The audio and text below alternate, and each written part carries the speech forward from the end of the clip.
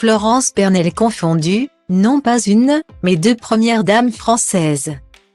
Florence Pernel, qui est à retrouver ce mercredi soir sur France 2 dans l'École de la vie, revêt l'écran en 2011 dans le film La Conquête, dans lequel elle incarne Cécilia Attia, la femme de Nicolas Sarkozy à l'époque.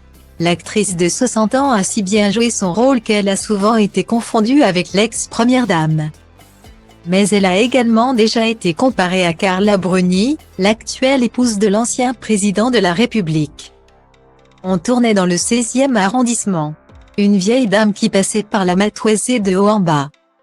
Un peu pincée et m'a dit, « Vous voyez, finalement, vous êtes revenu. » Ça m'a vraiment rassurée sur mon interprétation. En revanche, une autre fois, à Pornic, alors qu'on tournait des scènes à vélo avec Denis Podalides, une dame et son mari nous ont pris pour Nicolas Sarkozy et Carla Bruni.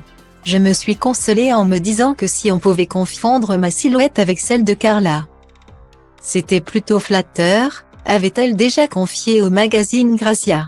Ce qui signifie qu'elle a donc été confondue avec non pas une, mais deux anciennes premières dames de France.